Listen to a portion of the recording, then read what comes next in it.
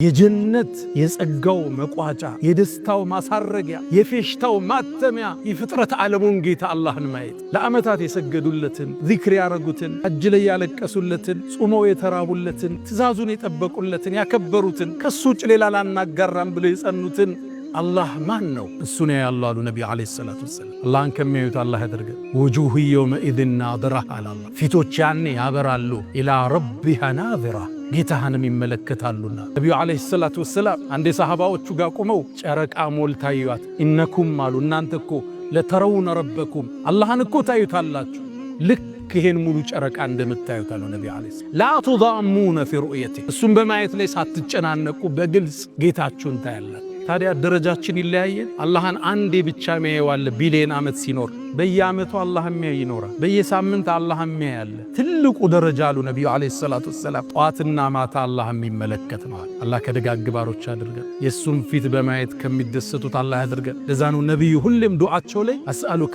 ለዘተ ነዘር ኢላ ወጅሂከል ከሪም የተከበረውን አንተን ማንነት በማየት የሚገኘውን ደስታ ትሰጠኝ ዘንድ ጠይቀሃለሁ ይላል። የመጨረሻው ማሳረጊያው ጸጋ አላህን መመልከት። ታዲያ ይቺ ጀነት አጓጓቻቸው፣ ኢባዳ ላይ አጠነከረቻቸው፣ ስራ ላይ እንዲበረቱ አደረገቻቸው። ነቢዩ አለይሂ ሰላቱ ወሰላም አንዴ ሰሃቦቹ ጋር ቁጭ ብለው ጀነት 8 በር አለ አሉ። የሶላት ሰው የሆነ በሶላት በር ይጠራል፣ የጾም ሰው ከሆነ በባቡር ረያን ይጠራል እያሉ 8ቱን ሲጠቅሱ አቡበክር ስዲቅ ነበረ የአላህ መልእክተኛ አንድ ሰው በሁሉም ይጠራል እንዲህ አላቸው። የጉጉት አዎ አቡበክር ከነሱ ውስጥ አንተ ትሆናለህ ብዬ ተስፋ አደርጋለሁ። ሌላ ህልም የላቸው። እንዴት ነው በ8ቱ የምትጠራው? በጾሙም በሶላቱም በዘካውም በጂሃዱም በሁሉም ኸይር በር ላይ ለሁሉም ሰራለት አቡበክር ስዲቅ ረዲየላሁ ተዓላ